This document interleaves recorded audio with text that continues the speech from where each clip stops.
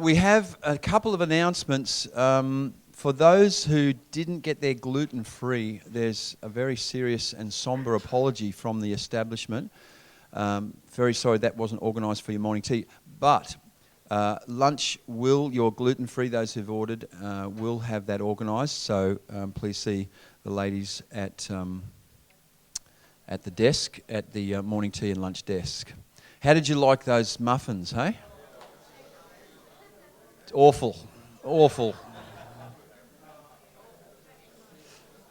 It's the Ministry for the Interior supplied them.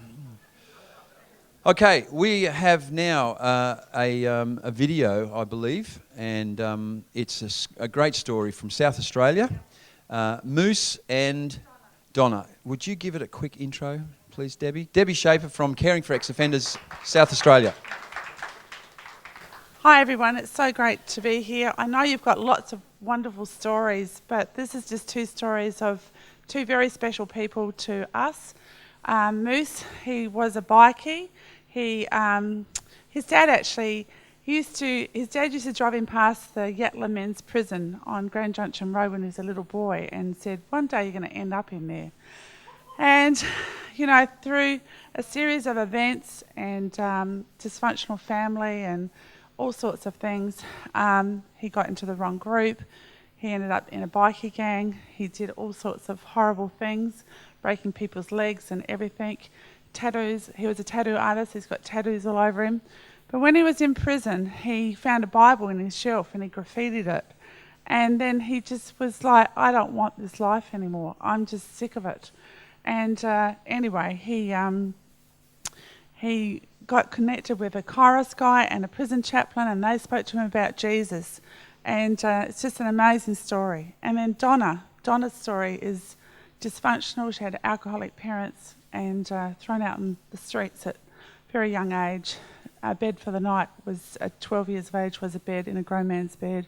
She was involved in drugs and alcohol, very dysfunctional family life. And, you know, she had two sons, and when I met her in prison, she was about to be released. Prison saved her life. She got diagnosed with diabetes 1. Prison saved her life. And I said to her, do you have any family? And she said, no. And I said, let us, the church, be your family. Who else is going to be her family? Nobody. The Rotary Club won't be. The tennis club won't be. So she came and we became her family. And to cut a long story short, she had to have a liver transplant. She was going to die. And she needed a next of kin, which one of our team went to be next of kin, and she needed a house. She didn't have stable accommodation. One of the ladies from our church gave her a house for 6 months while she was away. And you'll see her story. And she actually became a Christian 15 years prior, went to a church, but nobody got alongside of her. The church wasn't welcoming. They just didn't mentor her. They weren't equipped to help her. So her journey just continued for another 15 years, but God had a plan. And now she's amazing. Everything she had on her list, even she was given a car, she's got a beautiful place that she lives now, everything's been restored, but you'll be really inspired by these stories. Thank you.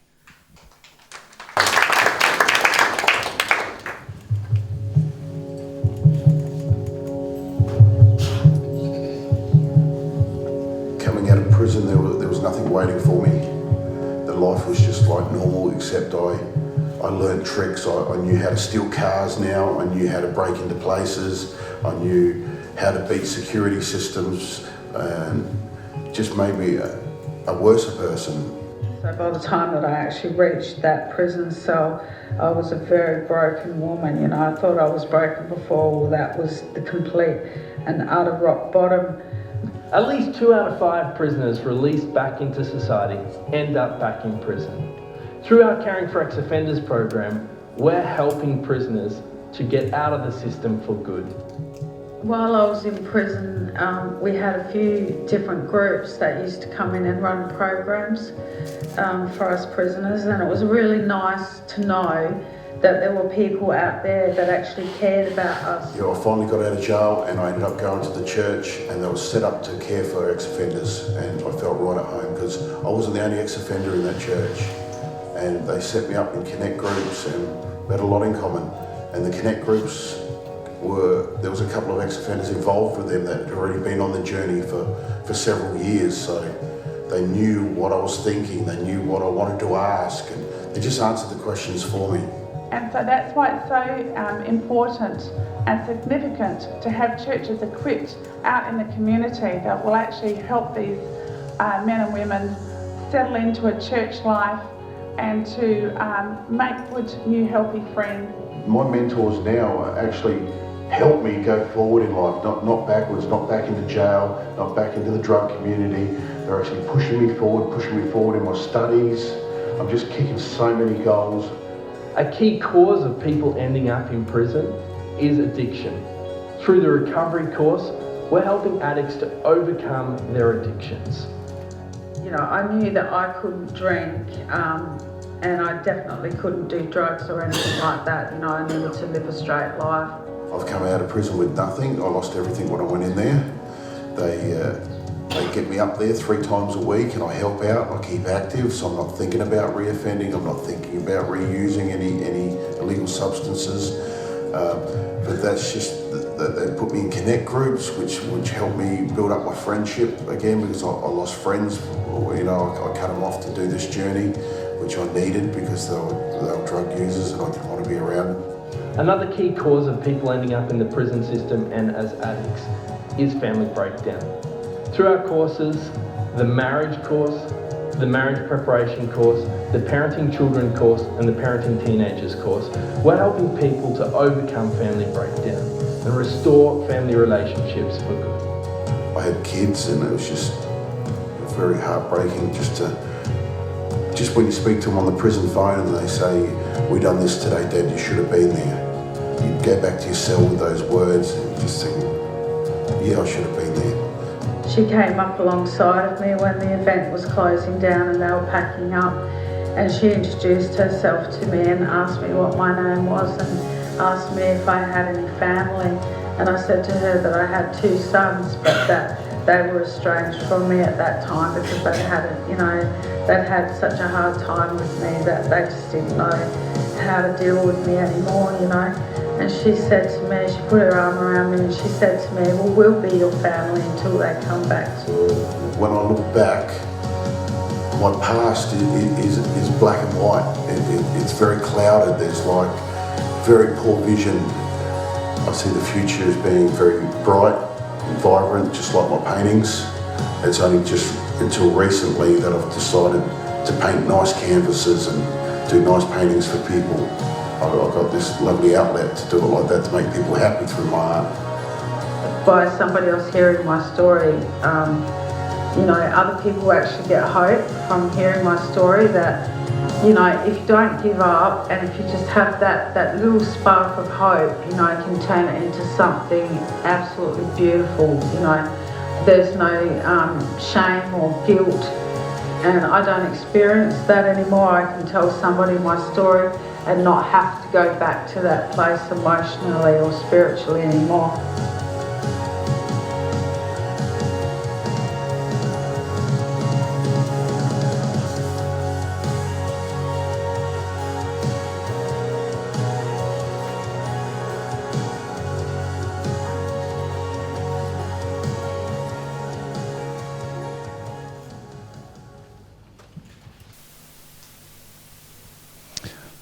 What a great stories, eh? What great stories.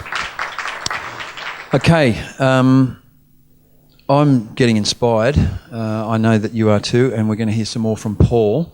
After this session with Paul, we'll have a panel discussion, and then we'll have some lunch. So would you welcome Paul Cowley?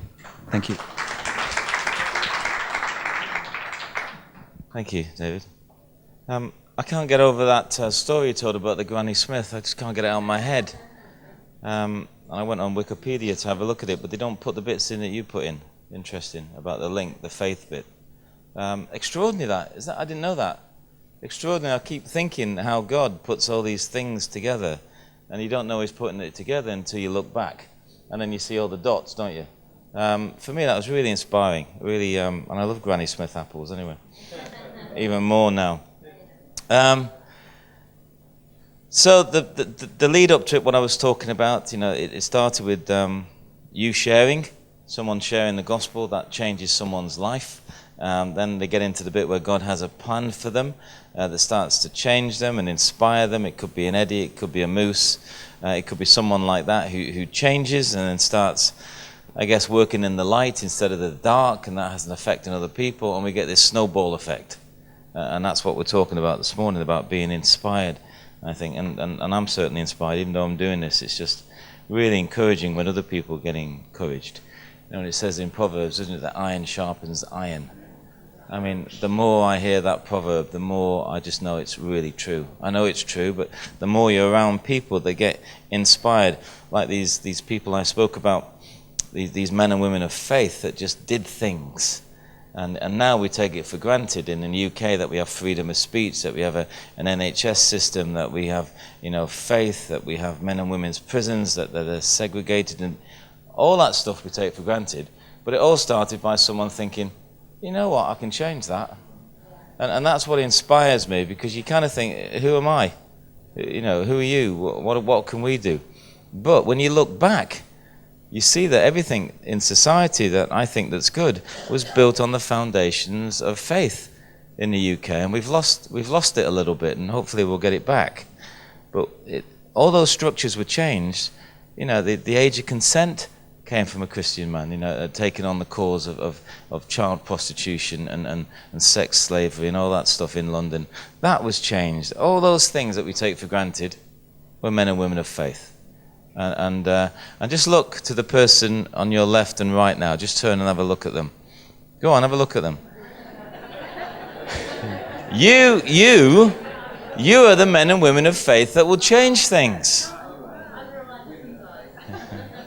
And the scary bit is when you look left and right and you look at each other, you are God's plan for salvation. That's all he's got. There's no plan B. It's us. You know, if you don't go away from here inspired and think, maybe I'll get my church involved, maybe I can do a little bit, maybe I could do some mentoring. Oh, I know an organization that does housing. Well, maybe I could. If you don't do that, then it won't happen. It won't. It will just die, and I'll have a nice time in Australia, and that's the end of it. And I've got to keep Jono and Melinda and David busy. So you know, if you're not inspired and you don't start to move and you don't think, you know what, we can do this, then it doesn't work. But it will work. I know it will. Because we look back, and we'll look back from this day, and we'll say, I know why I was there.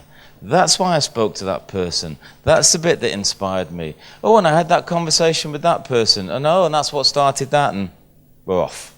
And that's the thread, I think, of the gospel message, all the way through the Bible, about change. Iron sharpens iron. And then we get the Eddies, and we get the Donners, and we get the Mooses. So I had the privilege to see people's lives really change, and I'm sure you have in being involved in it. And we've seen some extraordinary stuff, and I want to show you this little clip of Caring for Ex-Offenders, a DVD that we made about a man called Shane. And I'll tell you a little bit more about Shane at the end, but Shane was known not too long ago, 5-6 years ago now, maybe 7 years, as Britain's youngest, most notorious criminal.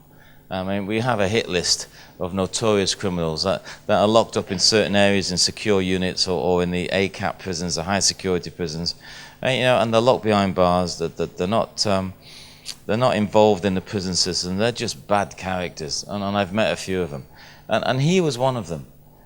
Britain's youngest, most notorious criminal, trying to work his way up the ladder, dysfunctional family, but he'll tell you a bit on the DVD about it. And some extraordinary things happened to him. And one of the things is I had the privilege of getting involved in his life. And I want to show you this little clip. Then I'll talk a little bit about him and what we had to put around him to help him and him help us. And then a little bit about caring for ex-offenders and some of the practical things that we've learned a little bit and that we can pass on and what today is about. So let's have a look at this DVD. If it works. There we go, brilliant, thank you.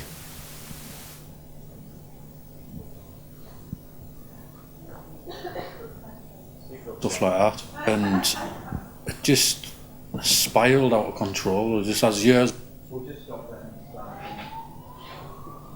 When I was younger, I started off, I used to get picked on and bullied, I got in with the wrong crowd and I started, you know, burgling houses, stealing cars and doing stuff like that. And it just spiraled out of control. Just as years went on, it just got worse and worse. And I know you might not understand this, but I lost the feeling of love and care. And it's hard to explain. I no longer cared anymore or felt anything for anybody anymore. I'm getting a bit upset there. People would say you're going to get life, you're ruthless, you're going to go mad, and I'd say you're tough, I don't care. I eventually got arrested by the police for the attempted murders and everything. I got put on remand. I ended up going to Home House Prison, in which when I got there, I ended up stabbing two prison officers, and led to me being put on close supervision. It means that an inmate's that dangerous that there's no physical contact.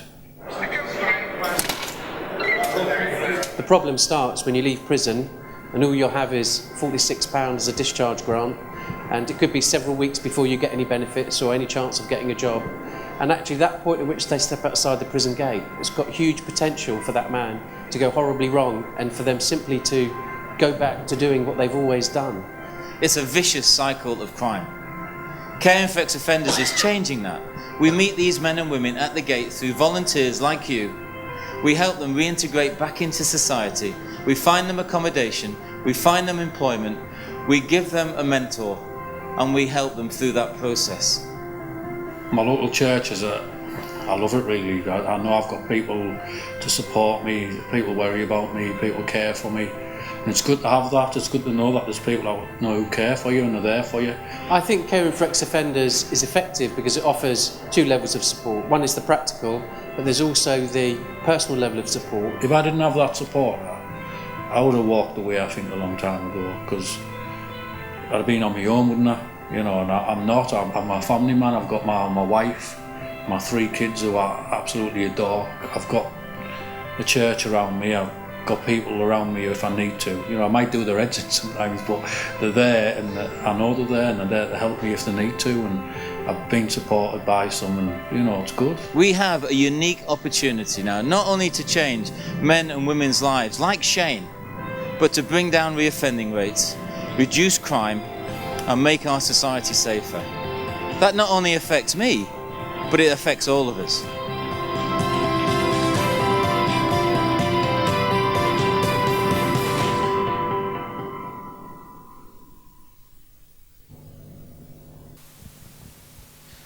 So that's what we're about. That's what we're trying to do. Shane is an extraordinary guy, and I've been up to see him. He lives in a really rough area in a place called Middlesbrough, the northeast of England, and he's just been extraordinary actually. And I've watched him, and I've been up to see him, brought him back down to where we are, the church, and we've spoken to him. And you know, we have a dinner every year called the William Wilberforce Ball, which is a fundraising dinner, where I invite people and try and get their money off and persuade them to get involved in this work. And I interviewed Shane, and we had a great interview, and you know, it's very moving. And I brought his wife Sam on stage, and his kids were there, and it was great. And then at one point he said, "Paul, can I say something?" So he took the mic off me and he said, "You know, it's all great, this stuff, and you know, God saved my life, and I've got a lovely wife and kids, and it's great, but you know, I'm never going to get a job. Who on earth is going to employ me with my criminal record?" And he was just being honest, you know. And his criminal record is something like 15 prisons, 4 of those high security prisons. I mean, horrendous stuff he did before he got caught, never mind getting caught. So he said, you know, maybe I'll never get a job. Oh, and I had such a sort of moment with God again. I said, you know what, Shane, if I had some money, I'd employ you. And at the ball, someone gave me a check anonymously in an envelope and said, employ him. And I've just taken him on, you know, as a Alpha for Prisons advisor. And I can't believe what that's done to him. You know, he's been working for us a little bit up there. I don't want to bring him to London. I want to keep him where he is. We've got to work out the benefits and the money that we can give him and different things like that, so he doesn't lose everything. And we've worked that out with the Dole office and stuff.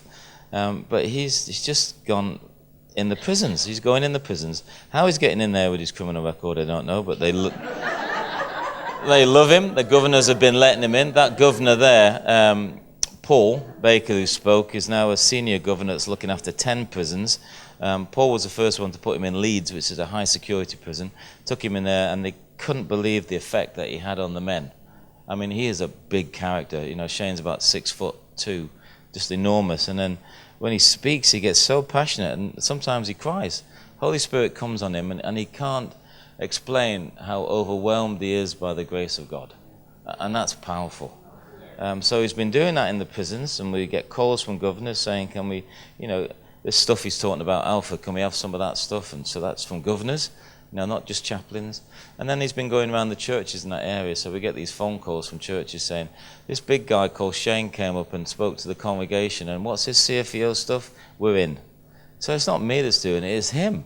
You know, because he knows, like he said there, how important the church is. And he has been tricky. He is getting better. And there's a pastor looking after him at a Baptist church up there called Paul. And amazing. You know, but that's the power of the church. And we forget that stuff. We just think we're church and we go on Sunday. Goodness me, we're more than that. You know, we're more than that. And we have this determination. This was written by William Booth, you know, the founder of the Salvation Army. And I unashamedly stole his ideas. You know, if you read the book In Darkest England and the Way Out, which is a journal of William Booth's story of how, you know, God spoke to him, gave him a vision, downloaded a vision into his head when he was in the garden, having a day off, about change, about setting things up, and there's a whole poster about that, and I could bore you with that, but, you know, this is what was on his heart. While women weep as they do, I'll fight. While children go hungry as they do, I'll fight. While men go to prison in and out as they do, I'll fight. While there is a drunkard left, while there is a poor lost girl upon the streets, while there remains one dark soul without the light of God, I'll fight to the very end. I mean, amazing quote. And if you read about that man, just one of those biographies again, founded the Salvation Army, one man, one vision, God downloaded in the garden, gave him this idea about change. And goodness me, the Sally Army now is the biggest humanitarian aid giver in the world still. And massive here in Australia, I know that. And growing now even more, a little bit of revival in the UK with the Sally Army. And he had a thing called the Gate Brigade, if you read about him. And what he would do, he'd go around the prisons and the workhouses, and when they threw them out onto the streets, you know, sometimes naked, starving, suffering from malnutrition, you know, in massive debt, they're coming out the debtor's prison, women, children, and men, he'd pick them up.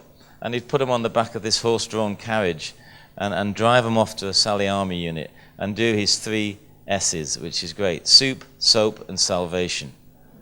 That was the founding thing that the Sally Army put together, what Booth put together. Soup, he would feed them. That's all the shelters that the Salvation Army do. Because he would say, how can you tell someone about the love of God when their belly's rumbling?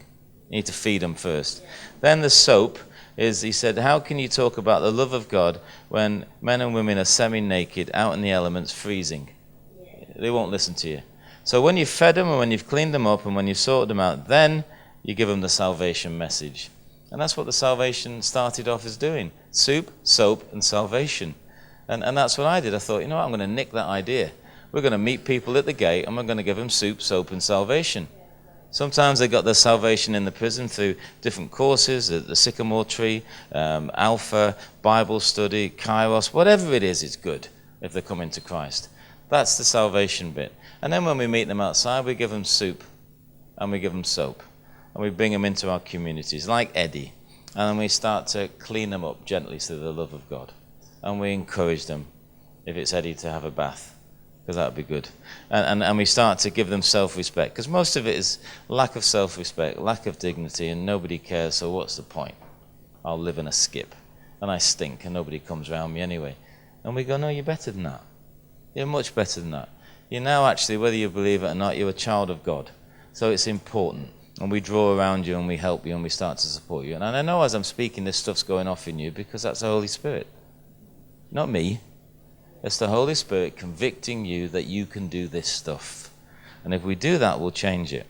And the ministry's, this one, it's a holistic ministry, soup, soap, salvation. Just remember that, really, if you forget everything else about CFEO. CFEO is about holistic ministry. So we help people spiritually by bringing them to a knowledge of Christ, by sharing our story, by bothering them in prison or out of prison. That's what you do really well. You bother people. And then, that's the spiritual element. Then the emotional element is where we help them if they're addicted, if their reoffending is repetitive in and out. Then we help them with a family breakdown. Then we help them with mental health issues or things like that. Then we put people around them who will meet with them and have a coffee with them and talk with them. So we've got the spiritual element, we've got the emotional element, and we've got the physical element. We'll find you somewhere to live. We'll find you employment if you can be employed. We'll help you with the statutory organisations. We'll get you involved in AA if that's what you want to be involved in. We'll get you involved in this. We'll set up doctor's appointments. We'll support you and we'll walk with you. So it's holistic ministry. And that comes through local church teams. Comes through you. I mean, just Alpha as an organisation and the course of evangelism. In the UK, 7,500, 8,000 churches. Worldwide, it's over 60,000 churches are involved in the Alpha course of every Christian denomination. The whole lot. Melinda will tell you more about that, but the whole lot, everybody is doing, from Greek Orthodox to Russian Orthodox to free church, non-free, whatever, Anglican, they're all doing it. So you've got 60,000 communities around the world that have the potential to get involved in this.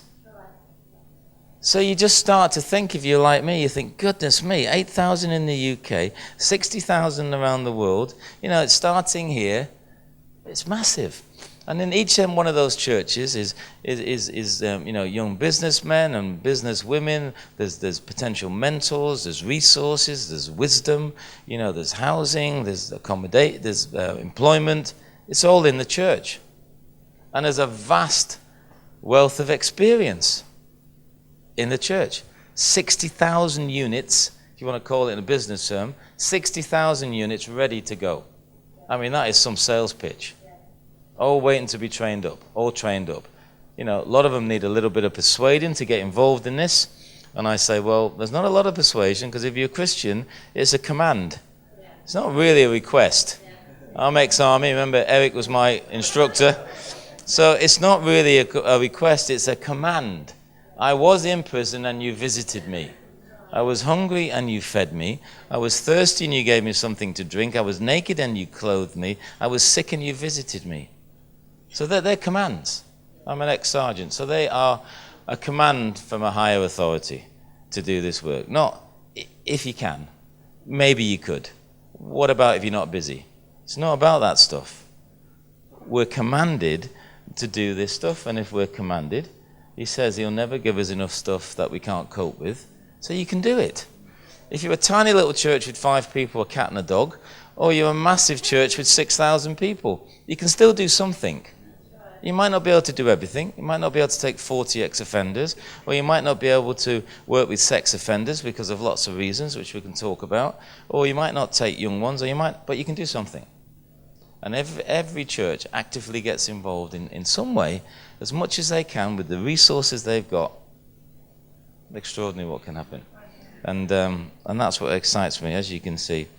And it's this long-term community. So we have an holistic ministry, which I've explained. It's about the local church teams that are all over the place, and here as well. And the third one, long-term community. It's about these men and women coming in and being loved and staying there. And they're ex-offenders when they come in. I'm an ex-offender myself. I know there's some guys in here. But you come in as that, then hopefully, God willing, that gets forgotten. And you just become a member of the community. Like Moose. I haven't met him yet. Looking forward to meeting him. But what got me about that is I'm sure his paintings, his artwork were quite dark before. Now he's doing stuff that is light, in the light. So he'll be an encouragement. So that's a long-term community he's got involved in, and who knows what can happen with him. And we pray for him that he stays on the path like all of us. So it's about long-term communities. It's about the impact of one offender can have on society. One friend of mine, Michael Emmett, who was an East End guy, is in our church. He was one of the first guys to do Alpha in a prison and come powerfully to a knowledge of Christ around about 95, 96. And he's still in our church, and he's an amazing friend. But he was a serious criminal.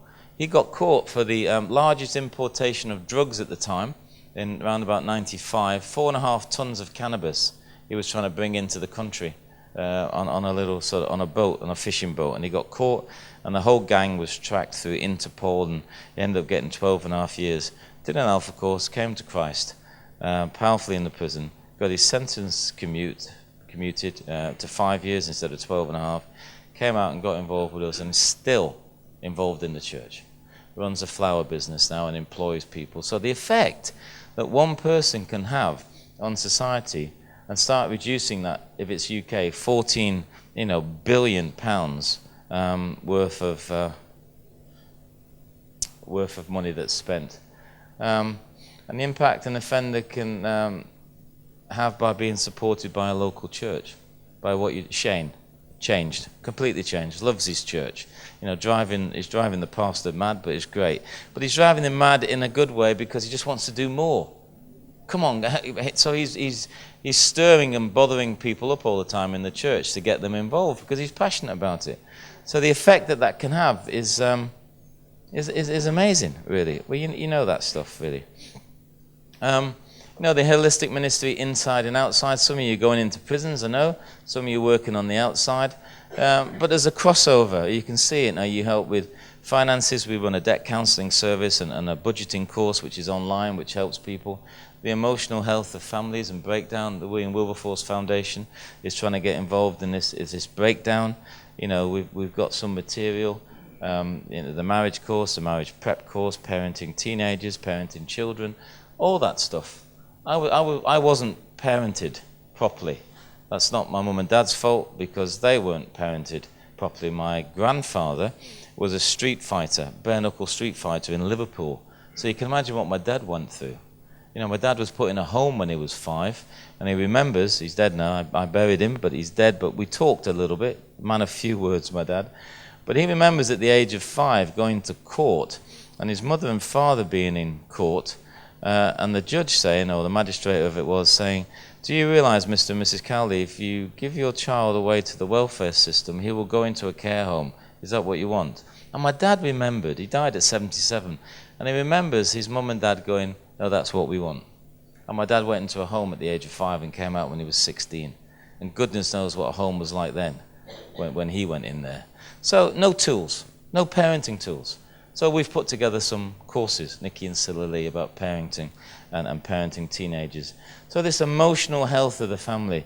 Addiction, inside and outside. We run a recovery course, which one of the guys will tell you about, which is a 17-week, 12-step program dealing with addiction, multi-addiction, inside, and that's working outside as well, working with the families.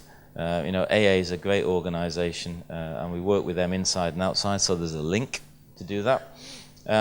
Family, culture, isolation, for those of us who are Christians, the devil, the enemy, loves to isolate, doesn't he, and break down and separate you and put you on a corner, and there's no hope for you. Well, we change that and say that there is hope. Like Donna said, that the church said, we'll be your family and help you. So no isolation, we're not having that. And helping with accommodation and physical health. Just to show you this one, you mustn't believe everything that you read in the papers about what's going on, because it's not true. The papers in the UK have this, they have this love-hate. Can't get that one on, let's have a look. Sorry.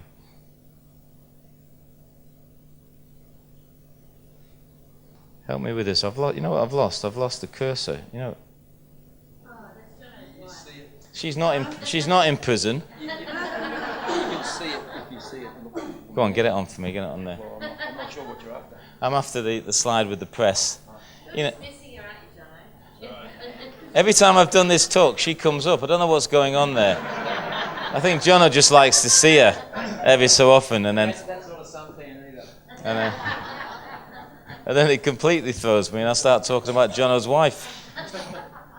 Let me tell you if it comes up. It's just, in the press in the UK are constantly banging on about a negative environment with the prisons and things like that. And it's not true, and it's probably the same over here. I know you've got some stuff going on about harsher laws and things like that, and the biker thing that's going on. We were meeting with some MPs and talking about that. But they're constantly going on about this, we have to be harder with all this stuff and different things. And these are just, thank you, John, these are just some excerpts from daily papers. And I work a little bit, I've been amazing that I got asked to be an advisor to the Secretary of State in the UK, a guy called Chris Grayling, who's the Secretary of State, but he's also kind of overseeing all this stuff next to the Home Secretary. Great man, a man of God. I'm talking to him about that stuff, and he's admitted that he's a Christian, and he's in a hard position. So he gets different areas of the government telling him to take a hard line, and write this stuff, or the press grab this stuff. But actually in his heart, he's trying to do a paradigm shift. He's trying to shift it and engage local communities. So in the UK, the papers and all the stuff just go ballistic all the time. But it's not true. There's some amazing things happening in the prisons. There's some, like they talk about in the papers about church decline, that the church is pathetic, it's dying, no one's going to be there, in the next few years they'll all be gone. That's a lie. The church is growing. And don't believe that the church is in decline. It might be some churches are declining, but most churches are growing. There's pockets of churches that have phenomenal growth. I won't say the Anglican Church, all of it. I mean, some of that's dropping off. Maybe some of it needs to. But some of it is dropping off. But there's churches in London that you can't get in. They're just packed. So don't tell me it's declining. And that growth around the world, any of you that travel, you go around the world, you go to Africa and places like that, you can't get in a church on a Sunday. Some of them have 15, 16 services. If you go to Latin America, or it's not in decline. If you read the book, the Bible, and you read the last chapter, we win. We win. So all the way through the book, if it's quite depressing and you go through it, and if you're like me, you want to know the end is we win. But there's a struggle, isn't it, all the way through. So you're going to get this negative stuff about, criminals and lock them up and throw away the key and why have you let them out, and somebody gets let out early, then they commit a crime. It's going to happen. But it's not the general consensus. It isn't. And we get fed these sort of negative stories. And it's not on, and the church gets depressed by it sometimes. John Bradford, who was an English reformer, said this, if you've heard this phrase, I'm sure you've said it loads, there for the grace of God go I. But he said that when he saw criminals being marched or escorted to the gallows. And he was a reformer, a man of position and everything. And he coined that phrase that he thought, there for the grace of God go I. I could be in that position. And any of you that work in this environment, that if you talk to people, there's sometimes just one incident, one trigger, one catalyst that can set you off. I talk to the men and women in our drop-ins and night shelters, and you listen to the stories, and I get the young things, the volunteers, or the guys that have come off Alpha, or I just get them to come and help. Because really, I see that as a form of discipleship. Because these young things come in, they're all excited, they're Christians, and they talk to some of these men and women who have horrendous stories, and it's discipleship in a way, and they get so excited by it. Because the stories, I've spoken to people who look a bit like Eddie, but when you get into the past, they were doctors, or they were in charge of businesses, or they were married happily with their kids, or they ran shops or companies, or, I've spoken to CEOs, and you think, how did you... Something happened. The death of a child, a breakup of a marriage, too much drinking, stress at work, financial stuff. It's just, we're so near. And when you start to understand that, you realize that I can't judge anybody. And that's what he did. He said, but for the grace of God, go I. I'm not in that position. Thank God. I mentioned my background, so I had 40 years to get into this stuff, long time. Then there was my son, who I left when he was 3. I got him back when I became a Christian, really. He turned up in my life. Long story, Clinton, but he's 16. He's now 36. Lovely man of God. Is an alcoholic, has been dry for 4 years nearly, has gone through a divorce, which wasn't his fault. So he has a little bit of the remnants of me as a dad. I know I left him and I got him back again. And then I've got my daughter, Phoebe, who's 15. She doesn't know any of that. All she knows is mum and dad's always been married. They love each other immensely. Dad was in the church. Phoebe's grown up with the church. You know, she's been loved and cared for and spoilt probably quite a lot by me. But you know what? She's in a different environment. So you know where the Bible says the sins of the generations? You know, so I got the stuff from my dad. My dad got it from his grandfather. I got it from my dad. Clinton got it from me. Phoebe's not in it. You know, so when she has a child, God willing, it's broken again. And when that child's child, it gets broken and it changes. You know, and that's what we're in. We're carriers of hope, we're carriers of change, and it doesn't have to be like that. But that's what's important about the family breakdown stuff, you know. There for the grace of God go I. And if we can keep that in our heads, then we realize that we can change. I just wanted you where you are, just to think, if one of your family was convicted of a crime, how would you want the church to respond? So now we're going from this theory here and bringing it right home to you. So just where you are, just for a minute, just turn to the person next to you or behind you in a couple of groups and just work out how you'd want the church to respond. Just for a few minutes and just discuss that amongst yourself. One of your family members, your son, your daughter or whatever, went to, how would you want that church to respond? Okay, enough chat. Just where you are, just shout out some things that you would want the church hopefully to be like if someone who was linked to you in some way committed a crime, went to prison, or came out again, or how would you want the church to treat them? Just shout some stuff out. Open arms, acceptance, not turning their back, not judgmental. Yeah, what else? Yeah. Showing them how. What else? Forgiving. What else? To listen. Long-term commitment. Okay. So where is that church you're describing? Because I really like it. Where is it? Where's that church? You know where it is? It's here. It's you. Because if you know those things and you want to do those things, because I know it's a theoretical question up here, but when you take it down personally, that's what we're talking about, men's and women's lives. There's somebody's son and daughter and father and mother and child and whatever they are. There's some link, and that's what you want the church to be. And actually, that's what we're supposed to be. That's what Christ died for, didn't he? To give us the church. That she would embrace and love and be him in a practical way on the ground. So all those things that are up there is what we want the church to be. And the church is that. Just that we have to remind them sometimes that they are that. Persuade them.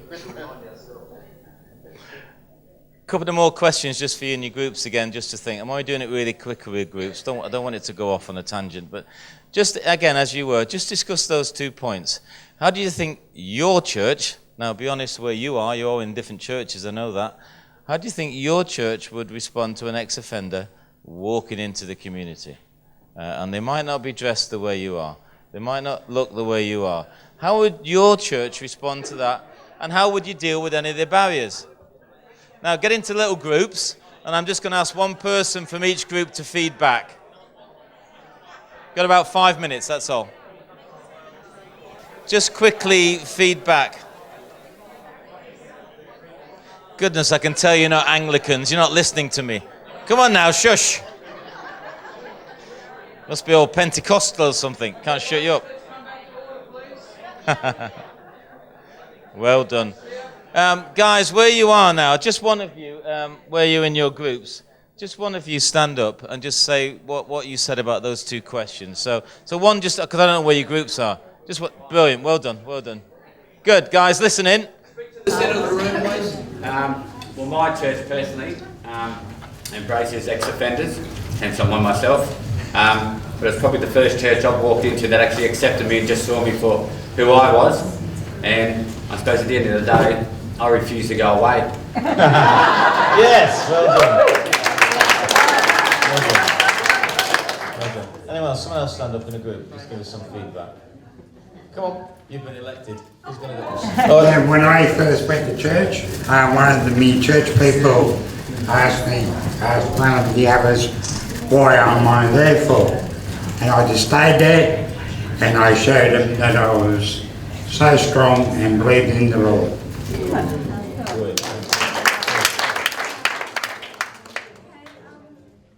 My marriage broke down some years ago and I couldn't go for a long time myself.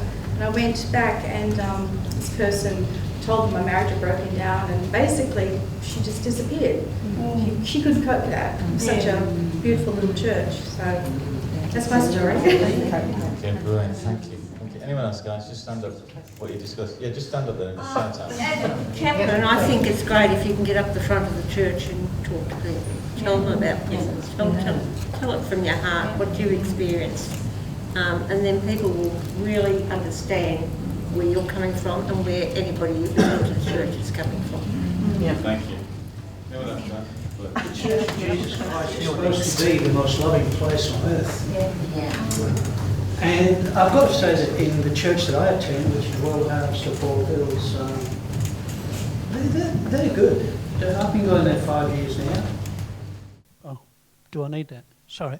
I've been going there 5 years now after spending some time in prison. And we're fortunate. We have a prison chaplain in the church, Brian Hicks, who some of the guys here know well. And so we're pretty open with it. And I have never, in all my time there, felt that I was uncomfortable or that I shouldn't be there. In fact, I've gained a lot of friendships. And the group that I'm with here all tend to feel that the churches they're in would, you know, with a little bit of exception, would be fine.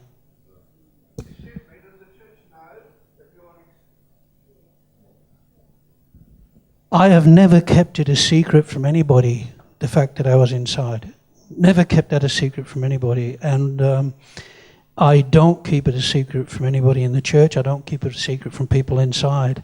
I would hate for anybody that got to know me to then find out from someone else that I had done something wrong. So therefore, I have been very open about it.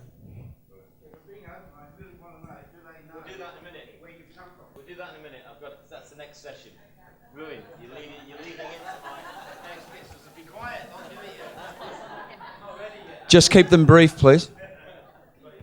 Yeah, my name's Sebastian. I'm from Forever Church. Our church embraces people. Like, I'm an ex-offender myself, been out for 3 years, but they love me and respected me, and just the way I am. And I just felt, hey, how come these guys love me? I'm a criminal, man. You know, like that's what the government labels you like. But I thank God for the grace of God, and they have that same love, and they mentor when there's barriers. They come alongside you, they pray with you, and help you in any need, any situation you're going through. So thank God.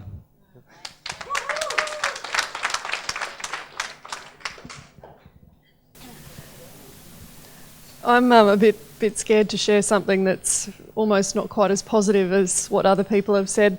I think that the church that I'm a part of, individually, I think that people would be, you know, like if someone was an ex-offender and they walked in, anyone in my church would be welcoming and loving and all the rest of it on an individual level. But when I think of this idea, how do I think my church would respond if I went to, I guess, the level that I see some concerns and see some barriers is that if I went to, say, the church leadership and the pastoral team and so on to say, let's do this, or let's get involved, let's do some training, I think I'd come up against some roadblocks that, oh, we're involved in these other ministries. Oh, you know, Susie, you get up on your high horse about so many things.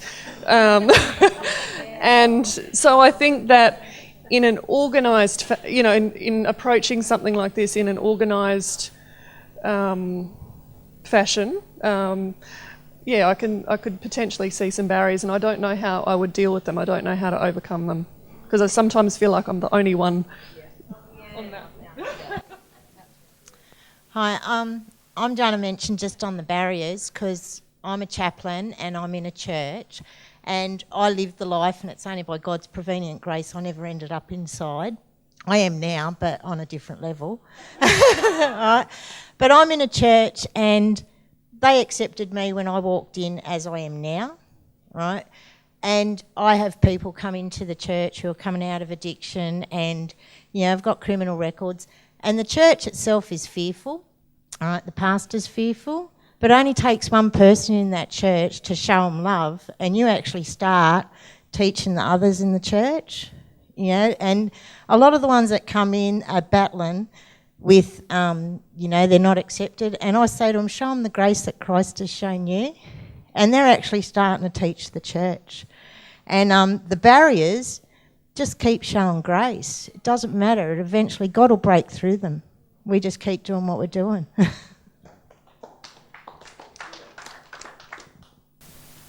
Thanks so much. So that stuff comes up, which is great, and it's good.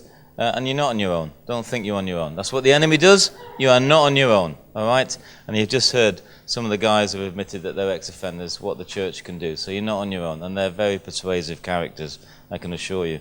So some of the, just to be fair, this is the, just in our church, this is the setup that we've put. And I'm understanding that I've come from a big church and we've got a lot of resources. Not everyone's got that. But this is the structure that we try and put up in the church. What we've done with our mob, you know, but we're looking after it nationally and internationally, and it started with just me.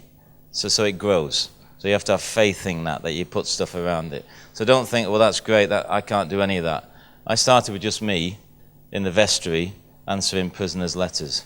That's how it started, really, in a way, with an idea to maybe we could do this. And even our church was slightly nervous about what I wanted to do. So it's about encouraging the church leader. You're absolutely right. If you don't get the church leader on board, it's sort of a dead duck. It's quite hard work, and you will feel like you're on your own if you don't get the church leadership behind you. But they can be persuaded, but they're nervous, and quite rightly, bother them, quite rightly, because I'm a pastor. You know, I'm involved in that congregation of 5,000 people, and I want to care for the 99 as well as the one. So I need to be sure that this stuff is safe, that no one's going to get hurt, that I'm not breaking any laws, that it's not going to go completely pear-shaped, and I'm going to be in a mess, and all my congregation is going to leave. That's the pastor speaking, you know, but I'm also trying to do this work, and so there's a balance there. So you need to get the church leadership, or whoever's designated. You know, I've been designated from my boss, Nicky Gumbel, to look after this work.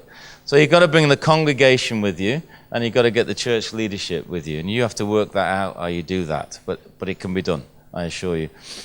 We have a coordinator, caring for ex-offenders, a CFEO church coordinator, and that could be you who's passionate about it, and you're a botherer, and you're paying about it, and you're the one that's always whinging about it, and that could be you. You could be the coordinator. If you're in my church, I'd say, brilliant. Get on with it. Tell me what you're doing. Just keep it safe. You know what I want. Maybe you use these guidelines, but you could be the coordinator of this work, or like the chaplain's the coordinator. So you need someone in your church who's going to run with it a little bit, and they're safe, and they're trusted, and they're not crazies. External organizations, I mentioned this morning, you know, we work with secular organizations, Christian organizations. I've even got some sort of, in one of the prisons, one of the imams, is interested in what we're doing, which I think is so cool. Because I was speaking, he's not that interested in the Alpha course, that's for sure. But he's interested in so this CFEO stuff, he said to me, he's a pretty trendy imam, and I quite like him. But he's not interested in the Alpha course stuff that we're running in that prison. But he's heard me talk about this, and I've invited him to the conference on the 8th of November that we run in the UK. And I'm happy for him to come, it's great.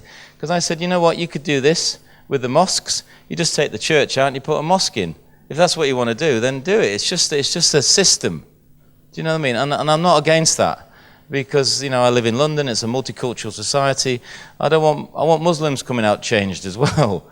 I don't want them nicking my kit, whether they're a Christian or not. So it's all personal when you get down to it. So external organizations, really, to work with them. And then we try and do this as a church. We have coaches and mentors and men and women of faith and some maturity who can help the men and the women. We have befrienders, which is like a mentor, but they're just to support the mentor. They might meet with someone for a cup of coffee and a chat and just let that person download some of the stuff that's going on. We have a prayer team. All this stuff has got to be girded by prayer. You know, while I'm here, my church is praying for me. You know, there's people praying for the ex-offenders. You know, we're praying for Eddie. So you've got to have a prayer team around you. And if you take it on as a coordinator, even as a volunteer, you've got to go and get some people that you know and trust and say, look, pray for me. You know, I'm going in here. You need to pray for me. I'm going to talk to the pastor. Pray for me. You need some people around you. Otherwise, you're a target for the enemy. And work with other specialists. All that means is working with people who have done a little bit more than you've done, or working with the man or the woman that's running the AA group and pull them in, or work with someone that's doing, in Canada, they have a thing called Circles of Support, which is helping sex offenders within the church, and we'll talk about that in a minute. So work with other specialists. And the house groups, home groups, connect groups, whatever. It was mentioned this morning. One of our curates, one of our pastors said to me, you know, I think we should put all the ex-offenders in one home group. I said,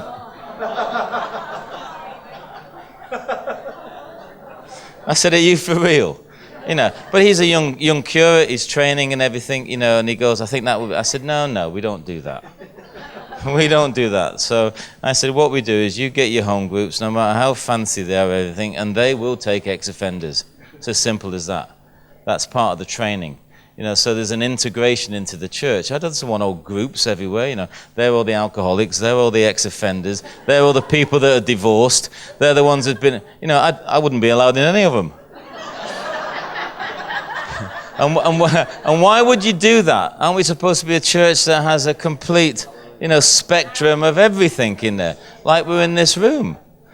So we had a bit of a discussion about that, but you know, and you've got to be sensible about that and work that out and everything. So that's the sort of guideline stuff that we try and do.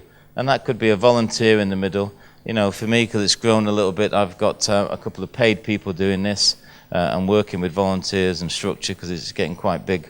But it could be a volunteer. It could be one of you that takes this on and works through it. And that's the idea of this training, which can be rolled out. You know, the team here will roll it out.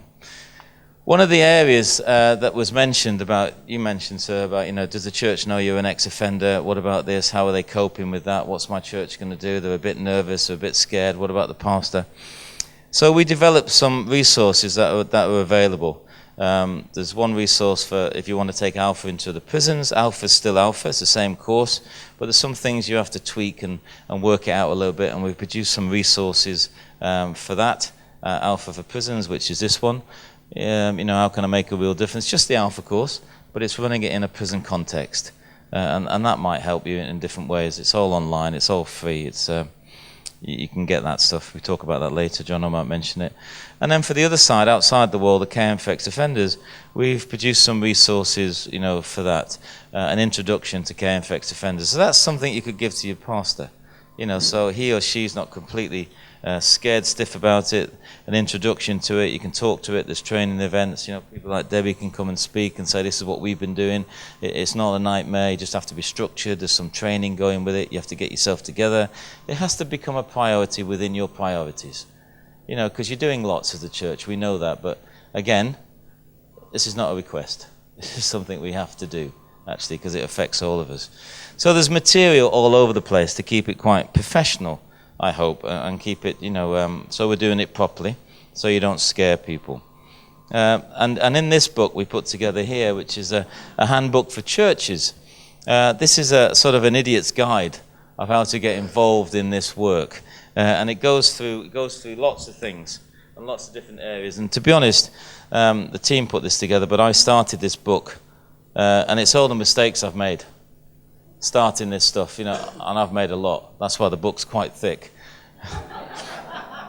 But I just thought, you know what, I don't want churches to make the mistakes we've made. I want them to profit by the mistakes that we've made.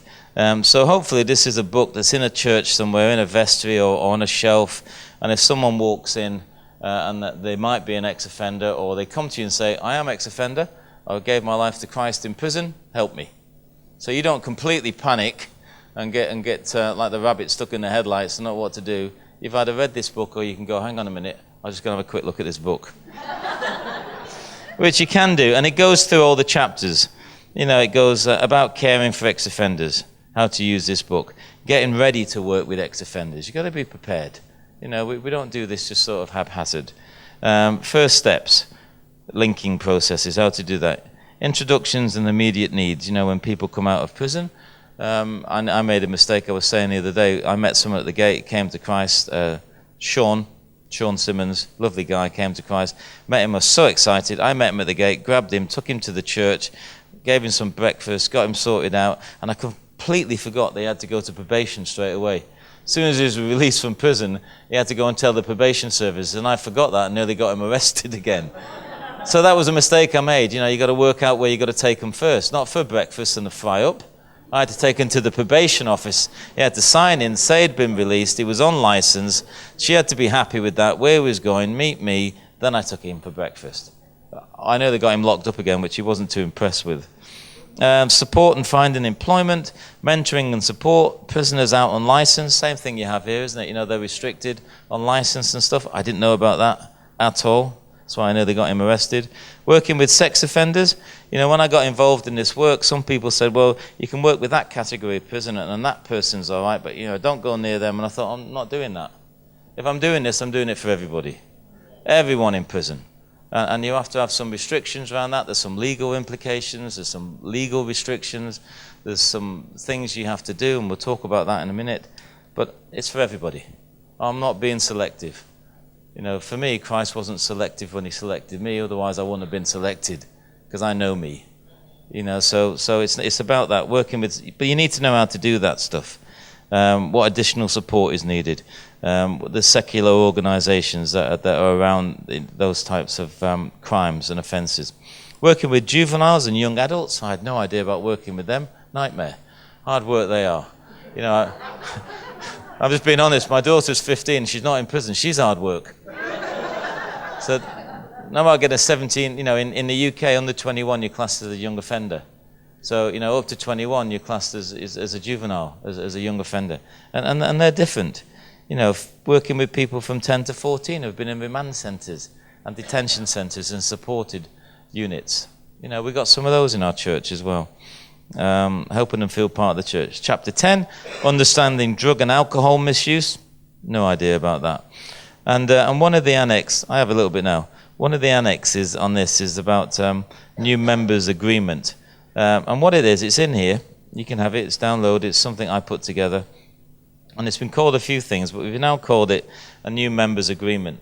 And what that is, let's say, they said that David's just come out of prison, he gave his life to Christ in prison. He's excited about us meeting him at the gate, so I come to meet him from our church, and we meet, we shake hands, take him to probation first, then we have breakfast, take him to the church, we get him settled in a little bit, then at some point I'll have a cup of coffee with him and we'll have a pastoral chat, if I'm the one that's been designated to be responsible for this in our church, which I am. I've got a team now, but I did them all at the beginning. So me and David would meet, and we'd sit in a room, and we'd have some biscuits and a cup of tea and a cup of coffee so he feels at home. I'm not interrogating him. It's just a chat. We love you, and let's go through a few things. And I'd say, David, I'm going to show you a little agreement. It's nothing really. It's just some thoughts and some ideas about what I'd like you to do while you're with us, because we want to look after you, and what we're going to do while you're with us because we want to look after you, and vice versa, but I need your help. I need you to help me here. So we're having a pastoral chat. And I'd put this piece of paper on, he'd get a piece and I'd get a piece, and you can see it later. It's all here to be downloaded. And I'd say this is an agreement between you and this church. We want to support you and be a church that looks after you and stop you reoffending and get you sorted out and give you that, you know, the scripture, John 10:10, that God came to give you a life and life in its fullness. So we want to help you with that. But you're going to have to help me. I'll give him a little bit of scripture to encourage him. You know, the scripture in Romans, therefore I urge you, brothers and sisters, in view of God's mercy, to offer your bodies as a living sacrifice. So this is going to be hard work. You know, we're both going to struggle, but we're in it together. And I'd encourage him a little bit.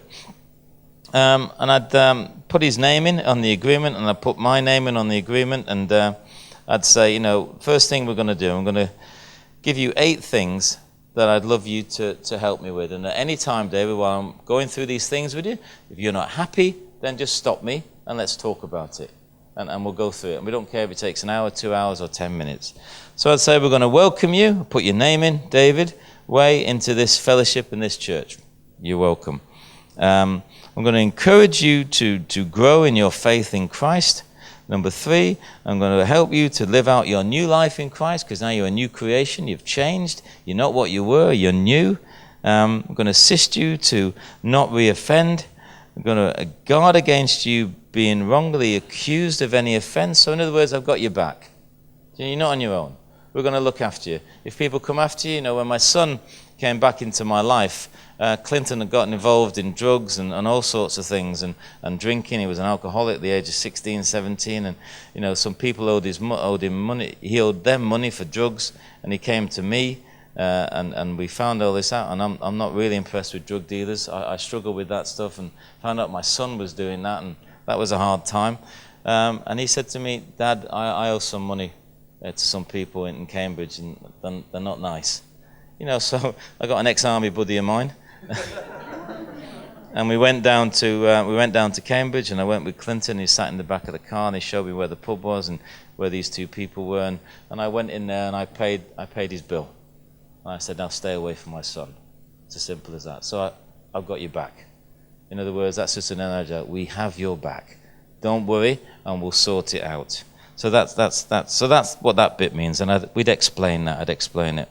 We're going to provide you with a mentor who will meet, weekly or fortnightly, and put the mentor's name in there because we've done that before you get there, and provide accountability and support. So you're going to have somebody. So when you really feel like smashing everything up, give this guy a call. Let's have a coffee and a chat and just chill. He's going to be there for you, and we'd arrange that, and we do mentor training, and John can talk about that later. Number 7, I'd say to him, "You all right, David? Are we going all right? Too fast? Whatever?" And you go, "I'm all right, boss. It's brilliant." Number 7, to provide a suitable small group for you. So house group. I've got this great couple that run a house group not far from here. They're really excited about you joining them, and we're going to get you locked into that. And they meet on a Tuesday night. You all right with that? Yeah, sounds great. 8, we're going to provide practical support as appropriate, helping you seek accommodation. I know you're in a guest house at the moment, but we're going to get you some accommodation. It might take a while, but we're on it. We're going to work that out for you. We're going to help you find some employment or counselling. Like Eddie needed a lot of counselling. Then eventually it took a while. Then we put him up to volunteer in Pratamonji's scheme, and then eventually he's now got a job. So that will take a time, but we're on it with you. We're going to get you working. It says in the book of Ephesians that a man's hands should work. We're going to get you working. That's my aim. Are you happy with that? Get you off benefits, get you out of the system, and get you working. Number 9, we're going to work together with the statutory organisations responsible for you. Your name goes in there, and we'll do all we can to cooperate with them and help you. That would be AA. Maybe that would be mental health issues. Maybe that would be MAPA, we call it, multi-agency. That might be the police and the probation and for sex offenders. So we're going to work with those organisations. I sit on one of those boards in London, and it's amazing. I know in certain areas around London or all over the country, the police know exactly where people who are on the sex offenders register are. So I know in my area in Chelsea and Kensington where I happen to know that there's about 187 sex offenders in that area. And the police know where they all are. And 2 of those guys are mine on that list. So 2 of the 187 are coming through the system and in my church. So I sit on and give account of those 2. And it's great because they go through the list. There's lots of agencies that they have to tap into. There's lots of people around them supporting them. And then it comes to our 2 guys that are on that list, and I give a report back, and they're doing the best. They are doing the best out of that 187. And I love that in a way. Because then the police come and see what we're doing. They see the documentation. They see the forms and the files and the cabinets that are locked to secure information and what we're doing. And they go, "That is brilliant." And then the police get excited about what we're doing. And they came over and said, "Can we look at your organisation?" 2 sergeants came over, and I said, "Go for it. Have a look at it. This is what we do." So it's about getting into that organisation as well. And so we'll deal with that. If that was your area of weakness, then we'll work with you in that, and we'll help you. Number 10, we acknowledge that our responsibility is to God and to the congregation of this church, and we will do all we can to protect the members of the congregation. So I'm telling you, I'm a pastor, I love you, but I also love the 5,000 people that I'm responsible for, and I love them with a passion as I do you. So don't hurt them, and I'm going to protect them from hurting you. So I'm just being really straight. That's what we're doing. We're having this conversation straight away. I know where you've come from, I know what you've done, I know you're a new character, but I'm also responsible for other people and children and young parents and things like that. So we're just getting that out and talking about it. We go through that, and then I'd end there and I'd say, this is, are you happy? Would you sign it? David would go, yeah, that sounds great, and he'd sign it. And then I'd quickly run through what we're going to do for you. To accept supervision and guidance of the mentor and the home group and leaders and get you involved. I want you to attend meetings and small groups. We've talked about that. I want you to do that. I want you to go there on a Wednesday when I've told you, or a Tuesday. I want you to meet with your mentor regularly. He's coming all the way from here to meet with you, so don't let him down or let her down if it's a lady. To not accept invitations of hospitality where there is a temptation to re-offend. Now what that means is, our church is great, they're so excited, lots of young things there, and not everyone knows that they're ex-offenders, and I'll explain that in a minute. So not everyone will know that you're an ex-offender. They're just going to love you. And they get so excited, and you're in a home group, and they're going, hey, we're having a party on Tuesday, and there's a barbecue, and there's lots of food and drink, we're going to have a party and everything. They don't know that you're struggling with alcohol. They don't know that you struggle with that. They don't know that you're not allowed to be in those certain areas. So what I'm saying is, the responsibility is on you. Because I can't stand up at the pulpit and tell 5,000 people through 12 services that don't invite him to a drink, he's got issues. I can't do that. I also can't stick a sticker on his head saying, don't invite me to parties, I've got problems. I can't do that either. So it's got to be his responsibility, but I'll work with him to do that.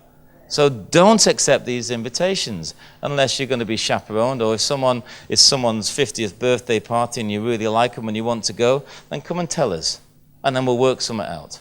We'll do something. But it has to be his responsibility or her responsibility, and I'm engaging you in that work.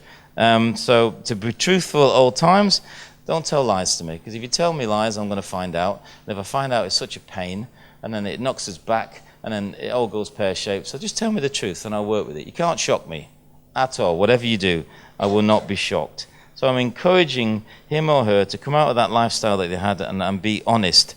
Don't enter certain areas of the building designated no-go areas by the church leadership. Just say it's David and he's on the sex offenders register. So whether I like it or not, there's certain legal implications that I have to do if I'm working with him and accepting him into the church. Whether I like it or not, I'm under the law. And because of the consequences of the crime that he committed, that's not my fault, you just got it, but I'm going to work with you now because you're a new creation. But there's a consequence. I dumped my son at 3, I didn't get him back till he was 16, my fault. The consequences of my sin, I lost my son for 11 years or whatever. My fault, no one else's. So I'd say that nicely to you. So I would say there's certain areas of the building of the church that you're not allowed to go in because you are restricted by law not to be around young children, not to be around elderly women sometimes. There's all sorts of restrictions we're working with. So I'd say you're not allowed to go in A, B, C, and D. So don't go there. All right? And he'd go, all right, boss, great. So now if he does go in one of those areas, I'll know. I'll know within seconds anyway. You know what Christians are like. They all tell you everything. So I'll know within seconds if he's in there. But if he is in there, I can get him back in for a cup of tea and a biscuit. And I'll say, do you know when we went through point 8? Didn't I tell you that you weren't supposed to be in those areas? Can you just tell me why you did? Pastoral chat. And he can't say to me, well, you never told me. I didn't know I was supposed to go there. I just wandered in. I thought, no, you didn't. I told you. So it's just being really honest and straight. Not to ask members of the congregation for money. You know, I've had so many people, sure you wouldn't do it, David, but I've had so many people where their grannies died 4 times in a week, asking the congregation for money. Oh, my granny's died, I've got to get up to Scotland, it's only £50 on the train, and you know, and she was really sweet to me. I think she was a Christian, actually. And us as suckers give him 50 quid for a ticket. And then I disappear off, and then the next time he goes, my granny's just died, she's in Liverpool, she was really close. He gets another 50. That's a true story. You know, and I said, stop it, you're making a fortune out of your granny. And he got 2. And he only got 2, and they're both dead. So don't ask for money. If you want money, come and see us as the church, as the person who's coordinated, and we'll help you. You're worth more than that. You don't have to beg. You don't have to lie. You don't have to steal. If you want a ticket to go and see your granny in Scotland, I'll check you've got a granny first in Scotland, and then I'll buy you a ticket. I won't give you the cash. I'll buy you a ticket. So it's just about that stuff. To understand that there may be certain people in the congregation or in the church leadership who need to be informed of your circumstances. That answers your question, sir. So there's certain people, if it's David, there's certain people I will tell. My boss, Nicky Gumbel, will know, that the priest in charge. Obviously, I'll know. My team will know what we're working with you and everything. If you've got a restriction for young children, I'll tell our senior pastor who works with the youth and students. You know, I'll pick a certain amount of people on the leadership that need to know about him being in our congregation. We've got 12 services, so we've got 6 campus pastors that look after those services. So every one of them I would tell. But he would be restricted to a certain service anyway. You know, if he can't be around children, out of those 12, we've only got 2 services that don't have children in. So I'd say, David, not my fault, our fault collectively, they're the only 2 services that you can go to. So you can go to the 9 o'clock and the 11 o'clock, and we love you, but you're not allowed by law to go to the others. So don't. So I'd tell certain people, not everyone needs to know. I don't want him labeled. I don't want him sort of marked. That's not that. He's a brother in Christ. But certain people need to know because I've got a responsibility to the congregation. No problem doing that. And if you have, then we have to talk about that because this may be not the church for you if you're not happy with that. And that's what you go through with this agreement. Nearly finished. Not to ask members of the congregation for money. To understand that if I do not keep to these conditions, this may result in further measures being taken and the police or probation service being informed. I haven't got a problem with that as a Christian. If he breaks the law, if he does something wrong and he's not going to this agreement and we're not trying to work together, then I haven't got an issue with reporting that to the police. Now, some Christians don't like that, some church leaders don't like it, some people think it's not right. I'm quite happy with it. And in fact, I have. You know, like I mentioned, someone stole a car, got in trouble. I knew it was this friend, this guy we were looking after. And I told the police. He got arrested. I was the witness that he did it because I knew he'd done it, and he got 5 years. But I then went to the prison and met him again. He wasn't too happy about that. But I met him again, and I said, don't steal or nick or cause that stuff to the congregation because it's not on. You don't do that anymore. And if I know about it, I'll tell the police. But I'll meet you at the gate when you come out, and we'll take you back, and we'll take you to probation, we'll have a cup of coffee, and we'll start again.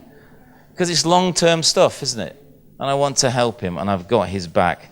So just finishing off, just understand that, David. If you do mess up, you know, let's talk about it. But if you're committing crimes, or you're breaking the laws of the land, or you're causing this church to be put in danger, I'm on you with it. And the last one, to understand that the church will do its best to nurture my faith and help me in practical ways. And that's just the agreement that we would go through. And all the way through it, I'd say, are you happy? And we'd sign it, and I'd sign it, and he'd sign it. He'd get a copy, I'd get a copy, and we'd put ours in a secure, lockable sort of cabinet in the office, and we keep it in there. And hopefully to God, I never have to go back to it again. But he knows that I know that we know this is what we're going to do. And I can always get that out again and say, I thought we talked about this. What's the problem? So it's just a pastoral chat, and we called it an agreement. It's got no legal significance. It doesn't mean anything, really. But I just think it's just being honest, and it's being truthful, and don't mess with us. And let's make this easy for both of us. And we've done that with all those 40 ex-offenders we've got. And only 2 have gone back to prison, and I've visited both of them, and we'll do it again. So that's the practical implications of working this stuff out. You have to get the church comfortable and confident that you're not a complete lunatic that's going to make the pastor panic, because that's the fear. But if you do all this and you have the guidelines and you work it out and you stick together and you do it properly and professionally, it works. It really works. And thank you, Lord, I've not had any disasters since I've been doing it. I've asked people to leave the church. I've got them arrested. But there's been no disaster to the congregation. So my boss, Nicky Gumbel, and Sandy Miller before, are really confident in what I'm doing. And they talk about it. And that's because I've got their back as well. You know, I'm responsible to the leadership of the church to do what I'm trying to do with David. So that's the practical implications of it. All these materials here, John can tell you about that and how we do it. But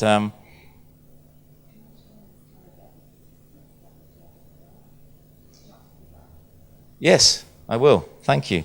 These guys have been with me so long, they know my stories better than I do. It was just a story, and I'll hand over to Jono, about this being long-term stuff. Like the guy that got arrested, and I've been to see him, and you know, when he comes out, we'll meet him at the gate and stuff like that. When I was growing up with my father, he was quite dysfunctional, but one of the things that he did, he trained Alsatians. He had a guard dog business, and we did some security work in Manchester, and he'd get these dogs and he'd hire them out and train them, and he'd do that around different areas, which was fun. And at the highest point of that, we had 17 kennels, Alsatians, when my dad was looking after these. But how he got the dogs, I went with him once. I must have been about 11 or 12, something like that. He had 10, 11 or 12. And he went to the scrapyard. We don't have many scrapyards in the UK now. I don't know if you've got them over here, but in awful places. And they used to usually have an Alsatian, a guard dog, on a running chain. Do you know that stuff? You'd have a... And I went with him, and he stopped at the car. There was some guys talking by the gate, you know, rough-looking characters in Manchester. And they had this running lead on the entrance of the gate into the scrapyard. And it was on a chain. And the Alsatian, this guard dog, was on that on a choker on the chain, running up and down, protecting it. And the dog had been really mistreated. It was covered in oil. It was cut. You know, they used to just throw it raw meat, you know, to feed it. And it was awful. And my dad went and talked to these guys, and they were laughing and everything. And they kind of said, if you can get it, you can have it.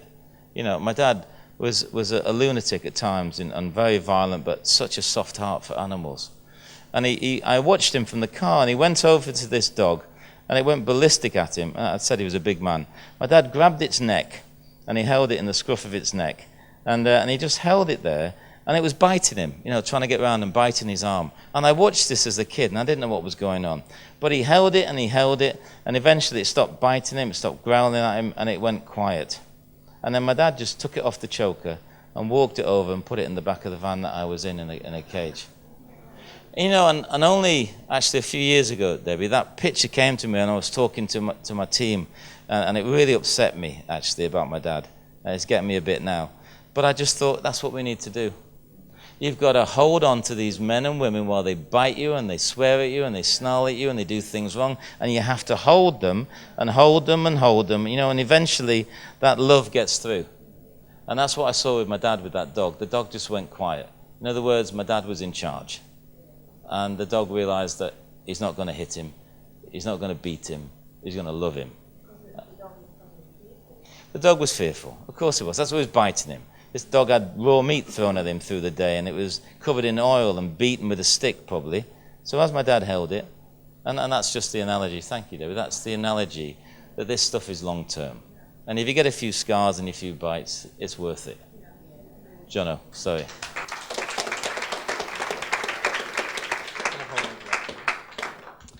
Well, I think you'll all agree that that was really great. Thanks, Paul. We really appreciate that. And you'll have a chance in a few minutes to ask Paul and a few others that we'll invite up for a panel some questions around that. But just quickly, I'll just make a note that this book that Paul referred to, we'll send that out to you by email. We use it as a e-version here in Australia. So if you've registered with us and we've got your email address, you'll get that in the coming days in an email out from us.